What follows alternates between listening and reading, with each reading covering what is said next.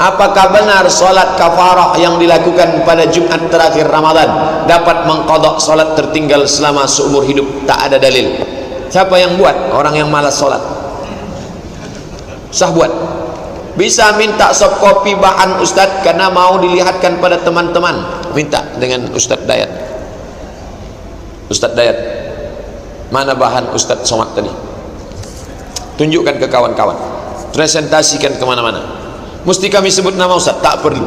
Tak perlu disebut. Sami'na haddasani Abdul Somad. Tak perlu. Saya pernah dengar Haji Putih, ragu pula saya sama siapa ini kan? Nah begitu. Jadi baca Quran itu yang diambil sifat-sifat baiknya itu. Bagaimana sabarnya Yusuf? Bagaimana sabarnya Yusuf? Dicampakkan ke dalam sumur, tapi ketika saudaranya datang mau cari gandum, ada dia marah. Enggak, begitulah anak itu nanti sabar. Buta mata Yakub saking kan rindu kepada Yusuf. Begitu dibawakan dia, tangkap, karena di dalam tasmu ada cangkir cawan penakar gandum. Ini malingnya, tangkap. Ditangkaplah. Hukumannya apa? Bawa bapakmu kemari. Begitu dibawakan datang, apa kata Nabi Yakub? Inni la ajidu riha Yusuf. Aku mencium bau Yusuf. Ternyata ayah itu bisa mengenali anaknya dari baunya. Andai anak ibu na'udzubillah kecelakaan, apa kata dokter forensik? Kita buka wajahnya, tak perlu. Dari baunya bisa kucium, ini adalah anakku. Begitulah, inilah ajiduri. Begitu dia dapati bau Yusuf, terbuka matanya. Cinta menghilangkan kebutaan. Luar biasa. Kisah bakti Yusuf kepada ayah. Kisah bagaimana Yusuf itu saking gantengnya bagaimana? Qata'na aydiyahunna. Perempuan-perempuan, waqalat imra'atu niswatum waqala niswatum fil Madinah. Berkatalah perempuan-perempuan yang ada di kota Mesir, imra'atul azizi turawidu fataha. Istri raja berselingkuh sama anak muda. Panas telinga Zulaikha. Kalian ejek aku, kalian tak tahu bagaimana rupa Yusuf. Ya, besok kalian datang, dikasih pisau. Begitu dikeluarkan pisau, buah Yusuf keluar Yusuf. Qata'na aydiyahunna. Mereka potong tangan mereka. Ma hadza illa malakun karim. Ini malaikat. Ada tak foto model sampai lupa? Belum ada lagi. Seganteng-ganteng orang Indonesia, belum ada ibu-ibu yang motong tomat sampai terpotong tangan nonton TV. Yusuf itu gantengnya. Orang jelek di samping Yusuf nampak jangan ganteng. Itu. Kalau kita duduk dekat orang ganteng kan, dia makin ganteng, kita makin buruk kan gitu. Tapi tak mustahil kalau Allah beri keutamaan, tak nampak terlalu buruk, mungkin bisa. Wallahu a'lam. Banyak-banyak berdoa aja lah yang buruk-buruk. Apakah benar solat al-waqi'ah surat tolak anti miskin? Man qara'a surat al-waqi'ah, siapa yang membaca surat al-waqi'ah, maka Allah akan menjauhkannya dari faqah. Faqah itu apa? Miskin, susah, melarat. Hadis dhaif. Hadis tentang surat al-waqi'ah dhaif. Kalau ada ustaz ceramah, jangan baca surat al-waqi'ah, jangan, itu hadisnya dhaif. Dia anti hadis dhaif. Sedangkan ulama mengatakan hadis dhaif tetap boleh dipakai kalau cukup 5 syarat. Tidak dalam masalah akidah, tidak dalam masalah fikih, hukum halal haram, masih bernaung di bawah hadis sahih. Tidak ada riwayatnya yang kazab, mendusta. Dan untuk fadail amal silakan, tak salah, tapi renungkan isi al-waqi'ah. Renung isi al-waqi'ah, bangkit semangat bekerja, rezeki mengalir. Itu maknanya. Bukan al-waqi'ah dibaca, tarik selimut, tidur, rezeki turun. Baca al-waqi'ah, memahami maknanya, bangkit semangat kerja, etos kerja. Baca. Nanti mintakan tafsir surat al-waqi'ah dengan Dr. Mustafa Umar. Mengapa dilarang motong kuku rambut pada orang hendak berkurban? Terapi, bergelimang dosa. Nanti kuku panjang, jenggot panjang, kumis panjang, rambut panjang. Setelah itu potong pagi, kuku baru, kumis baru, jenggot potong baru. Bangkit dia, semangat baru. Terapi dari para terapis. Bapak ibu ikuti. Kenapa terapi dari Muhammad? Coba ikuti. Apa hukum melipat batas Al-Quran yang kita baca?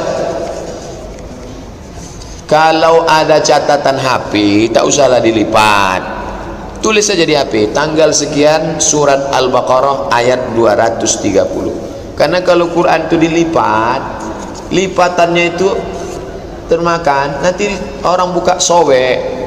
Orang berwakaf Quran itu bukan senang, dia ingin Quran itu dibaca, tak ada hormat kepada Quran, dicatat, dilipat, asik berlipat-lipat, rusak, tak menghormati adab. Itu namanya adab Al-Quran. Bapak Ibu sabar, tak banyak, sedikit.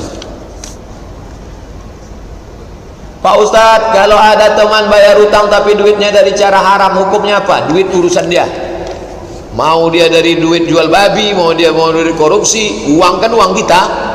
Kalau gak sempat uang orang kita permasalahkan. Bapak jual semen, pas datang orang mau beli semen, tanya, Pak, semen berapa satu sak? 100.000. Ini Pak, ini uangnya dari judi apa dari jual babi? Yang penting itu semen kita, bukan duit dia. Semen yang kita jual halal. Uang saya waktu kamu pinjam dulu halal, balikkan duit itu halal, bukan duit dia itu kita periksa. Ustadz, haji itu wajib. Ustadz, haji itu wajib korban atau sunnah? Assalamualaikum Ustadz Abdul Somad. Haji itu wajib korban atau sunnah? Orang yang berhaji apakah wajib berkorban? Tidak. Tapi kalau dia haji tamattu sama haji kiran, dia bayar dam, bukan korban. Kalau hajinya haji ifrad, dia tak bayar, wajib dia bayar dam. Faman lam yajid, siapa yang tak bisa bayar potong kambing, fasyamu thalathati ayyam, puasa 3 hari di sana, wa sab'atin idza raja'tum, 7 hari setelah pulang ke Pekanbaru. Tidak wajib berkorban. Tapi kalau dia mau berkorban, baik. Jadi apa, tak boleh membeli barang-barang untuk disimpan dengan tujuan nanti akan dijual lagi kalau barang-barang seperti itu sudah melambung harganya. Soalnya teman saya punya ibu, dia membeli kacang-kacangan, disimpannya kemudian dijual ketika harganya melambung. Tapi sayangnya ibunya teman saya itu ditipu. Kacang-kacangan beliau jual 10 juta diutang, tapi orang berutang itu kabur entah kemana. Orang yang menumpuk barang namanya ihtikar. Man ihtakara falaysa minna. Siapa yang menumpuk-numpuk barang, ditumpuknya beras melambung supaya harga tinggi, maka ihtikar hukumnya haram karena mempersulit orang banyak. Ditumpuk minyak goreng banyak-banyak, tak boleh. Tapi kalau dia menumpuk untuk diri dia sendiri, bukan kerja berjamaah, dia simpan lalu dia jual. Ini memang mengamalkan. Pengusaha sengaja menumpuk barang, menumpuk bensin, menumpuk minyak goreng setelah ini tak boleh, namanya ihtikar, tak boleh. Pak Ustadz, saya seorang TKW, kalau sholat tarawih sendirian karena nggak boleh keluar, tak punya, bagaimana hukumnya? Sholat tarawih sendirian sah, sholat tarawih berjamaah afdal. Bedakan antara sah tak sah dengan afdal tak afdal. Sah, jangan ragu, jangan takut, tetap sholat tarawih 8 rakaat paling sedikit, 2 salam, 2 rakaat 1 salam, 2 rakaat 1 salam, 2 rakaat 1 salam, habis itu witir. Kalau tambah lagi boleh. Berapa batasan tarawih? Terserah, sebanyak-banyak tarawih. Bagaimana hukumnya berkurban dengan sistem arisan?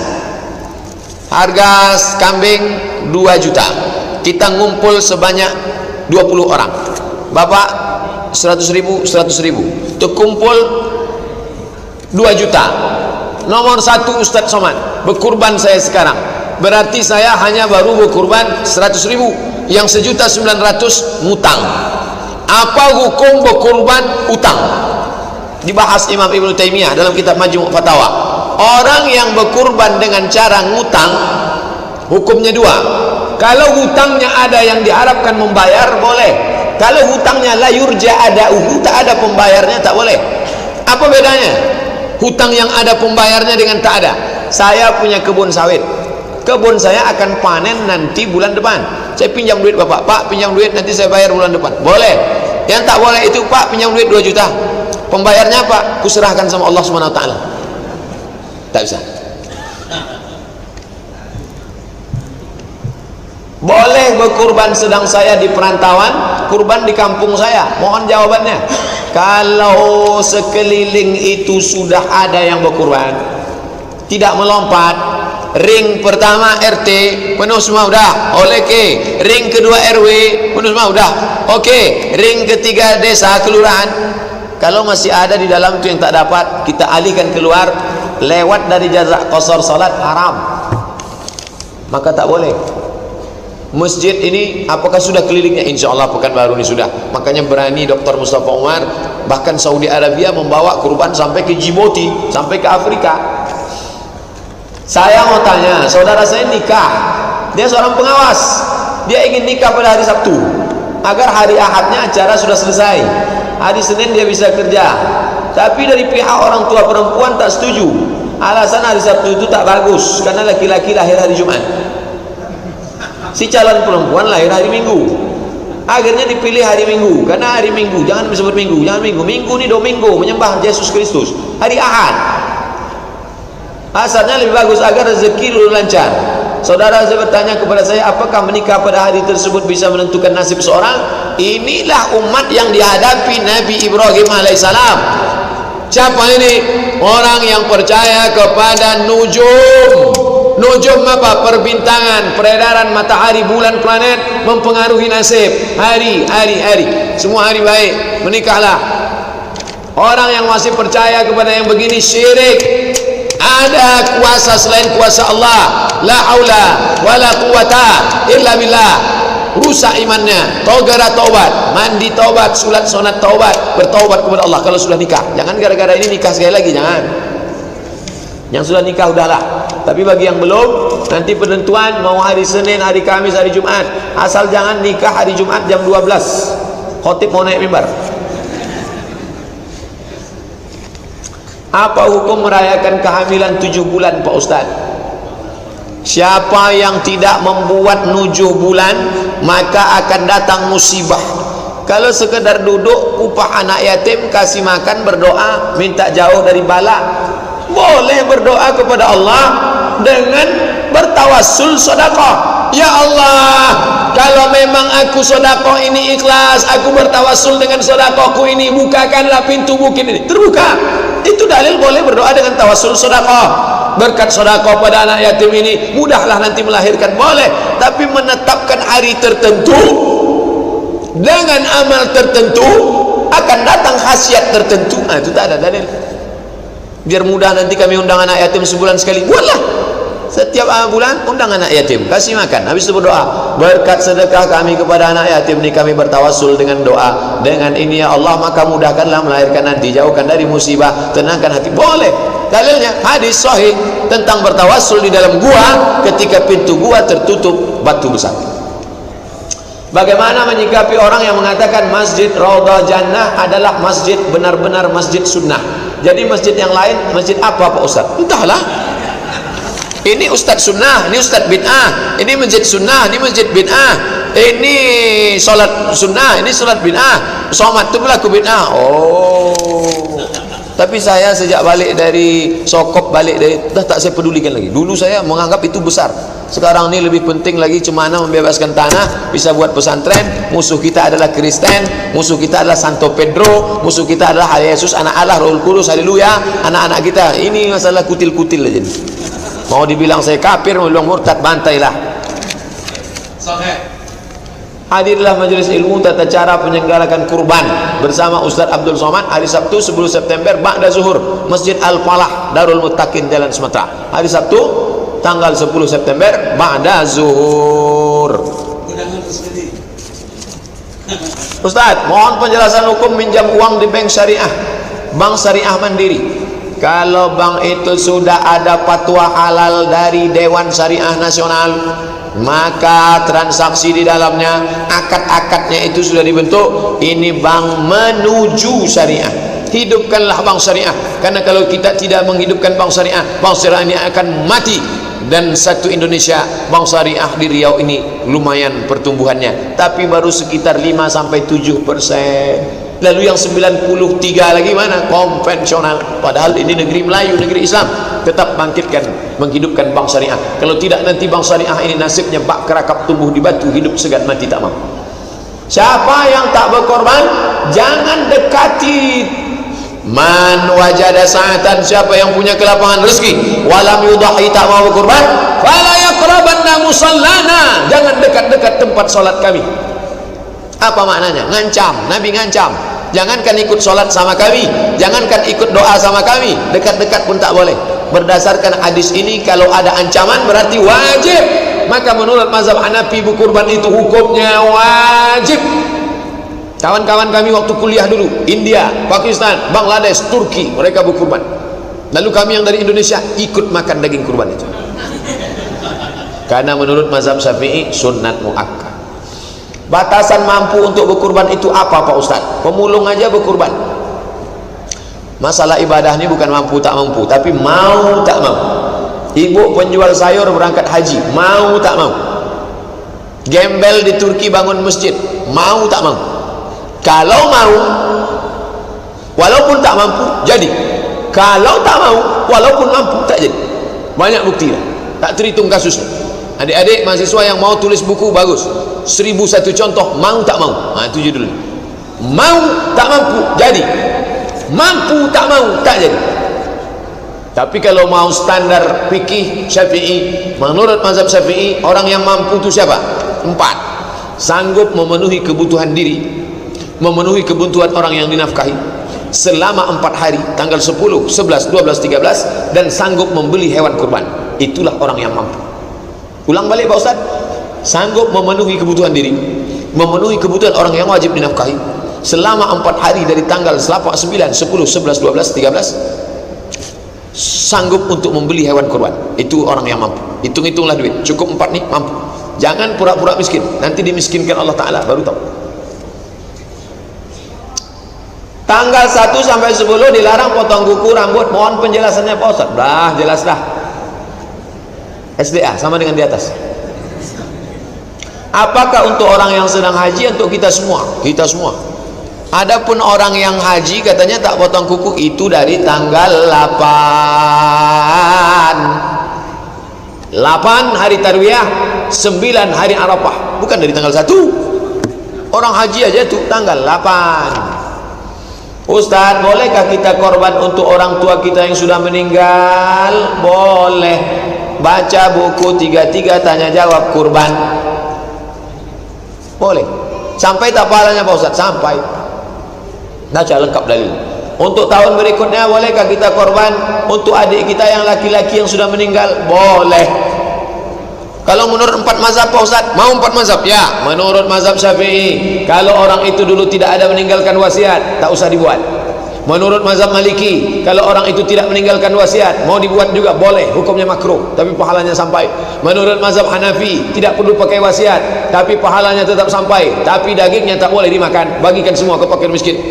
Yang paling enak mazhab Hambali, pahalanya sampai, tidak perlu wasiat, dan dagingnya boleh dimakan. Yang tak pakai mazhab Ustaz, Ibnu Utsaimin, sampai pahalanya? Sampai.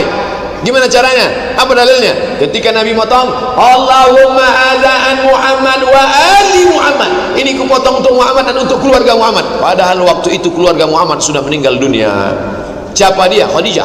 Khadijah sudah meninggal sebelum hijrah, sedangkan Nabi berkurban pada tahun kedua. Kurban diwajibkan tahun kedua, kurban disyariatkan tahun kedua. Potong lagi, Allahumma azaan Muhammad wa ummati Muhammad, ini kupotong untuk Muhammad dan untuk umat Muhammad. Sampai untuk umat Muhammad. Seandainya tak sampai untuk orang mati, pasti kata Nabi, ini untuk Muhammad dan untuk umat Muhammad yang hidup saja, yang mati tak dapat. Untuk tahun berikutnya bolehkah kita kurban untuk adik abang kita yang sudah meninggal dunia? Kalau mau berkurban boleh. Kalau Ustaz sendiri, saya berkurban untuk diri saya tiap tahun, tapi sekali-sekali setahun untuk almarhum boleh, tapi kebanyakan tiap tahun untuk diri saya. Istri Ustaz, anak Pak Ustaz, orang tua, mak saya, istri, kurban yang paling minim 1 kepala rumah tangga. Itu kurban paling minim, kelas ekonomi. Kalau mau yang VIP, diri, anak, istri, menantu, ramai-ramai. Kalau mau yang lebih tinggi, ini kurbannya Nabi Muhammad SAW, 63 ekor potong sendiri, 37 ekor dipotongkan Ali, 37 tambah 63, 100 ekor sendiri. Jangan ambil yang paling bawah. Kemana-mana diceramahkan cukup 1 kepala rumah tangga, yang 2 disimpan. Ini tak adil. Umat Islam di Indonesia banyak kaya-kaya gara-gara ceramah ini. Bapak tahun lalu kan sampai berlima, bertiga, ini kok sendiri? Saya sudah dengan ceramah kemarin, dari ustadz yang hebat di televisi. Tapi kata Ustadz Somad, Somad itu tak paham tuh, tak ngerti dia. Apa?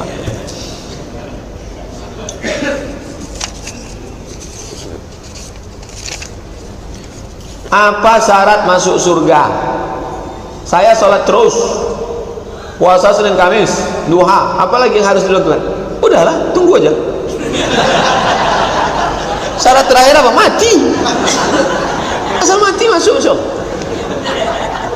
Yang janjikan itu siapa? Nabi. Nabi menjanjikan. Siapa yang bersyahadat,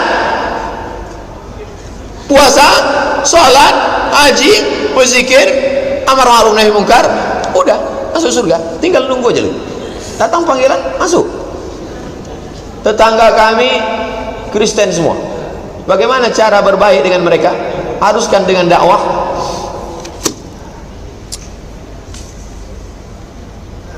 La yanhakumullahu 'anil ladzina lam yuqatilukum, kalau mereka tidak memerangi kamu, walam yukhrijukum min diyarikum, mereka tidak mengusir kamu. Ingat, dua kode etiknya.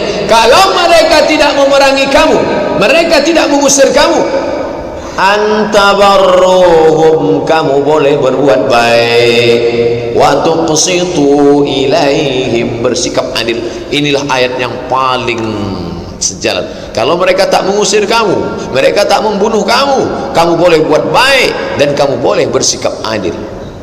Nah, tetangga kita tuh ada dia memusuhi? Tidak. Islam bukan agama ekstrim. Tapi kalau dia sudah menghalalkan darah kita, waqatiluhum, perangi mereka. Tapi ayat ini jangan dipotong. Ayat ini sifatnya membela diri. La ta'tadu, jangan melampau batas. Innallaha la yuhibbul mu'tadin. Allah tak suka pada orang yang melampau batas. Ustaz, bagaimana cara dakwah yang baik? Ud'u ila sabili rabbik, ajak orang ke jalan Allah. Jangan ajak ke jalan mazhab, jangan ajak ke jalan partai, jangan ajak ke jalan golongan. Ajak orang ke jalan Allah bil hikmah, kata-kata yang santun, wal mau'izatil hasanah, contoh suri tauladan, perbuatan, action. Wajadilhum billati hiya ahsan, kalau dia perlu didebat, debat. Billati hiya ahsan, dengan cara yang baik, santun. Jangan dibaca kuat-kuat Ustaz. Kalau mau ngasih tahu di atas, jangan di bawah. Saya tak punya harta, insya Allah saya punya ilmu dan tenaga. Bisakah saya ikut mengajar di pedalaman? Jika boleh, nanti kita sampaikan ke Ustadz Reza yang mengkoordinir. Saya tak bisa ngurus semua, pecah kepala saya nanti. Keputusan kabel-kabel dalam nanti. Nanti kita sampaikan koordinasi, nomornya saya simpan, saya serahkan ke Ustadz Reza Pahlevi. Apakah ada dasar puasa hari raya Idul Adha dari pagi sampai selesai sholat? Ada. Mana dalilnya? Nabi dari sholat subuh tak ada makan apa-apa. Setelah selesai sholat Idul Adha, Nabi pulang, Dhaha bikabshaini amla'ai aqranaini, Nabi berkurban aqranaini, bertanduk, amla'aini, putih bersih, fadabahahuma biyadihi, Nabi memotong dengan tangannya sendiri. Bismillah, wallahu akbar, Allahumma minka walaka. Setelah itu akala min kabidi udhiyatihi, dibelah dadanya, diambil hatinya, dipotong mutrah, sesuap. Cuci, jangan langsung tak cuci. Jangan daging, kulit daging tak cuci, karena itu darah najis, haram.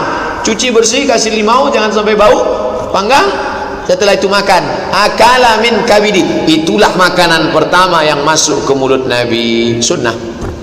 Jadi kalau makan lontong dulu Pak Ustaz, alhamdulillah Pak Ustaz, dari pagi tadi apapun tak ada masuk, agak 3 batang aja lah.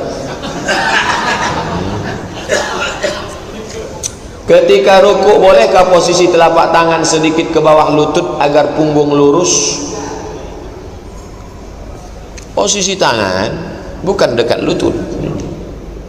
Sahabat sholat gini, suruh Nabi naikkan. Nah, perempuan yang ke dalam, perempuan lebih tertutup lebih baik. Buka kitab Sahih Sifat Salat Nabi Syekh Hasan As-Saqaf dari Yordania. Perempuan lebih tertutup lebih baik. Allahu Akbar, Allahu Akbar. Perempuan yang mana? Yang tertutup lebih baik. Tangan. Perempuan yang mana? Yang tertutup lebih baik. Laki-laki itu buka. Kalau tangannya di sini, gimana buka gini? Tangan di sini. Diletak di bawah Pak Ustaz supaya lutut agak punggung. Enggak. Kecuali dia sakit. Ketika rukuk bagaimana posisi siku? Lurus boleh atau ditekuk? Posisi siku naik ke atas. Oh. Posisi rukuk bagaimana posisi siku? Lurus atau boleh ditekuk? Tak boleh tekuk. Lutut tak boleh ditekuk. Lutut tak boleh ditekuk.